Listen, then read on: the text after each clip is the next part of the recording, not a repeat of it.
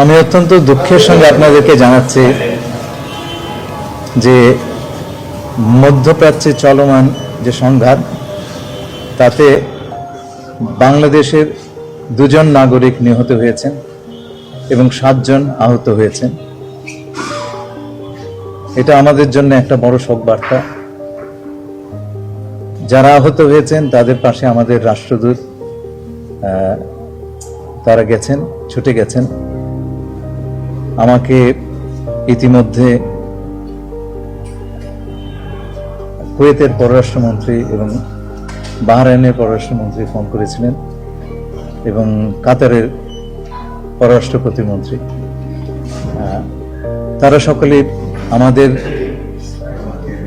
নাগরিক যারা এ সমস্ত দেশে আছেন তাদের সম্পূর্ণ নিরাপত্তা এবং সুরক্ষা দেওয়ার ব্যাপারে তাদের পূর্ণ আশ্বাস দিয়েছেন। আমাদের নাগরিকরা তারা আক্রান্ত হলে সেটা কাতারের ব্যারের পাশে হলে এপাশে হোক বা কাতারে গিয়ে হোক, আমরা তাদের পাশে দাঁড়াবো।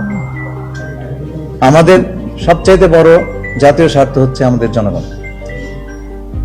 আমরা আশা করি যে এই সংঘাতে আর কোনো বাংলাদেশের প্রাণহানি ঘটবে না কিংবা আর কেউ আহত হবেন না, কিন্তু সেরকম অবস্থা হলে আমাদের যা যা কর্তব্য তা সকলে আমরা পালন করব। একই সঙ্গে অনেকে বিদেশে কাজ করবার জন্যে যাওয়ার প্রস্তুতি নিয়েছিলেন, তারা আটকে পড়েছেন। সেই বিষয়ে আমাদের মধ্যে কথা হয়েছে। আমাদের বৈদেশিক কর্মসংস্থান মন্ত্রী মহোদয় এবং বেসামরিক বিমান চলাচল মন্ত্রণালয়ের প্রতিমন্ত্রী মহোদয় এই বৈঠকে যোগদান করেছিলেন এবং আমাদের ঊর্ধ্বতন কর্মকর্তাবৃন্দ ছিলেন। সেই সঙ্গে আমাদের প্রতিমন্ত্রী এবং মাননীয় প্রধানমন্ত্রীর পররাষ্ট্র বিষয়ক উপদেষ্টা তিনি উপস্থিত ছিলেন।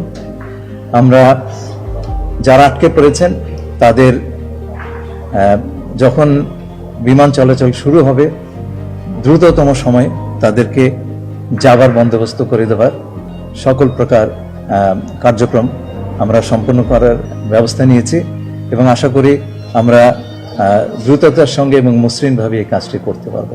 বাংলাদেশের অবস্থান হচ্ছে খুব সোজা। প্রথম কথা হচ্ছে যে আমরা আমাদের জনগণ যারা আমাদের নাগরিক যারা ওই অঞ্চলে আছেন তাদের স্বার্থ রক্ষা 1 নম্বর কথা। আর আমরা মনে করি না যুদ্ধ বা সংঘাত কোনো সমাধান। আমরা চাই অত্যন্ত দ্রুততম সময়ে একটা আলোচনার মাধ্যমে, কূটনীতির মাধ্যমে শান্তিপূর্ণভাবে এই সমস্যাটার সমাধান হোক।